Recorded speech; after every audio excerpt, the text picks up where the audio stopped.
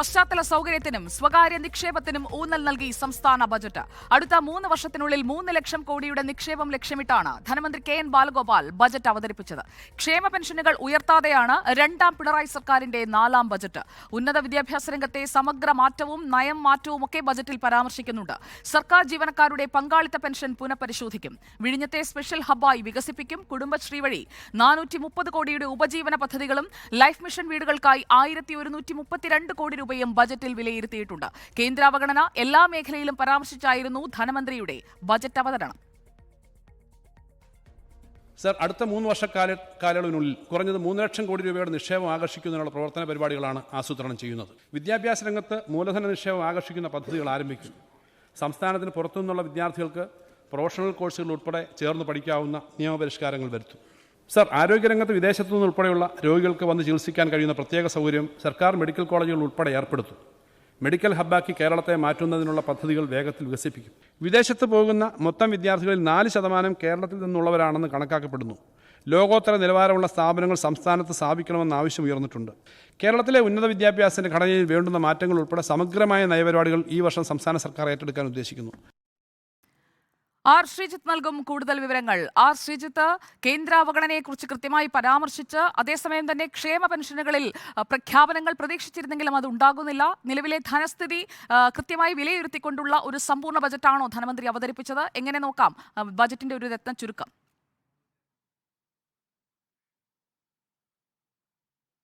2024-25 സാമ്പത്തിക വർഷത്തേക്കുള്ള ബജറ്റാണ് ധനമന്ത്രി കെ എൻ ബാലഗോപാൽ ഇന്ന് നിയമസഭയിൽ അവതരിപ്പിച്ചത്. ഈ ബജറ്റിൻ്റെ പൊതു സ്വഭാവം പൊതു സ്വകാര്യ പങ്കാളിത്തത്തിൽ ഊന്നിയുള്ള വികസന കാഴ്ചപ്പാടാണ് എന്നതാണ്.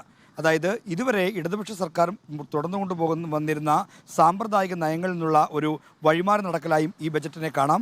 അതിലേറ്റവും പ്രധാനപ്പെട്ടത് സ്വകാര്യ സർവകലാശാലകളടക്കം സംസ്ഥാനത്ത് നടപ്പിലാക്കുമെന്ന് പ്രഖ്യാപിച്ചുകൊണ്ടത് ഉന്നത വിദ്യാഭ്യാസ മേഖലയിൽ നടത്തുന്ന പരിഷ്കാരങ്ങളാണ്.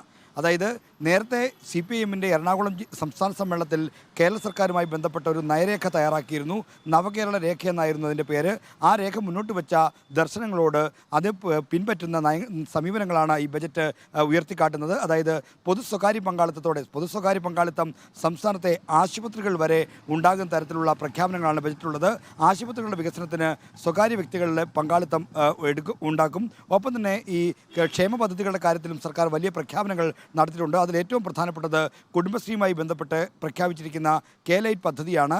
3 ലക്ഷം സ്ത്രീകൾക്ക് ഉപജീവന മാർഗം ഉറപ്പുവരുത്തുന്ന 430 കോടി രൂപയുടെ ഒരു പദ്ധതിയാണ് പ്രഖ്യാപിച്ചിരിക്കുന്നത്.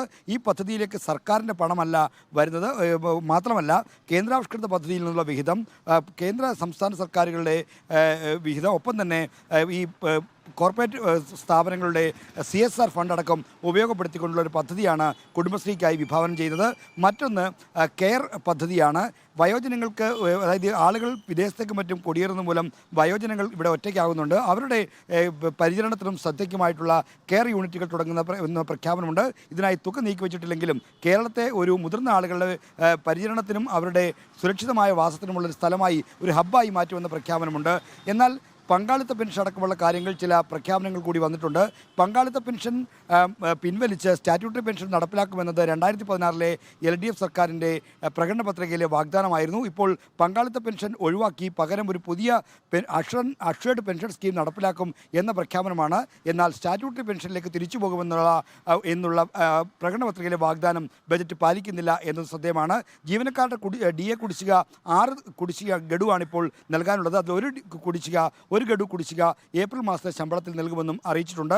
ഇത്തരത്തിൽ ഉള്ള പ്രഖ്യാപനങ്ങളാണ് പൊതുവിലുള്ളത്. വലിയ തോതിൽ നികുതി ഭാരം ഉണ്ടെന്ന് പറയാൻ കഴിയില്ല. കോടതി വ്യവഹാര ചെലവുകൾ വർദ്ധിക്കും. റവന്യൂ നിരക്കുകൾ, ചില നിരക്കുകൾ മാറ്റം വരും. ഒപ്പം തന്നെ ഫ്ളാറ്റുകൾക്ക് ഭൂനികുതി എന്നുള്ള പുതിയ സമ്പ്രദായത്തിലേക്ക് വരുന്നു. ഇത്തരത്തിലുള്ള ചില നികുതി നിർദ്ദേശങ്ങൾ ഒഴിച്ചാൽ ജനങ്ങളെ കാര്യമായി ബാധിക്കുന്ന നികുതി നിർദ്ദേശങ്ങളൊന്നും ഈ ബജറ്റിലില്ല. ഓക്കെ, ആർ ശ്രീജിത്താണ് ബജറ്റിന്റെ പൊതുവിശകലനം നടത്തിയത്.